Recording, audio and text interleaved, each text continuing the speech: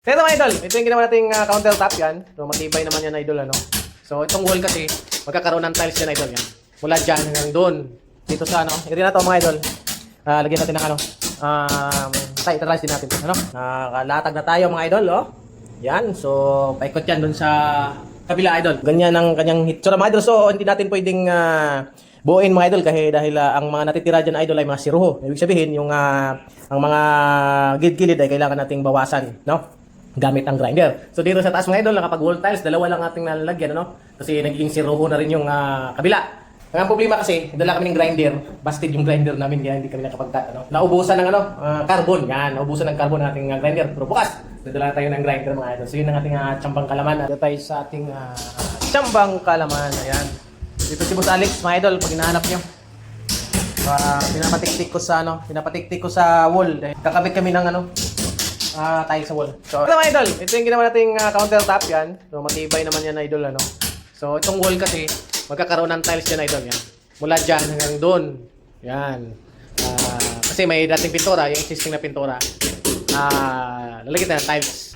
Papunta hanggang dyan lang sa may biga. Yan.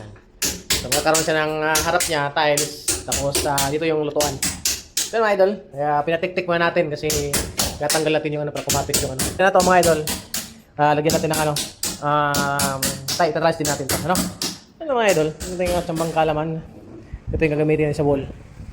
Yan. Ito lang mga idol, ito lang yung gagawin natin. Tapos yung sa baba, yun yung sa floor. Yan. So yan mga idol. Hindi ako nakapag-vlog doon sa kabila idol kasi medyo busy. Nahirapan kami doon sa pinto. So yan, ito yung ating tsambang kalaman for today's video. Habang nagkikis-kis si Boss Alex ay nagdadaldal naman tayo rito. So yan mga idol, ito ng ating nalagay na 30 by 30 na floor tiles. Yan mga idol, nakalatag na tayo mga idol oh. So ganyan ang kanyang hitsura mga idol. So hindi natin pwedeng buuin mga idol dahil ang mga natitira dyan idol ay mga siruho. Ibig sabihin yung ang mga gilid-gilid ay kailangan nating bawasan, no? Gamit ang grinder. So dito sa taas mga idol, nakapag wall tiles, dalawa lang ating nalalagyan, ano? Kasi nagiging siruho na rin yung kabila. Ang problema kasi, dala kami ng grinder, busted yung grinder namin kaya hindi kami nakapag-cut, ano? Ubusan ng carbon ng ating grinder. Pero bukas, nadala tayo ng grinder mga idol. So yun ang ating tsambang kalaman at update mga idol, ano? So ang ginagawa, so magiging buong tiles na yan mga idol. Yan, tapos ito yung lagayan ng gas tube, yung lutuan. So yung magiging downspout din mga idol dahil lutuan yan, babalutin, maging parang tambol, no? Tambulan natin ng tiles yan.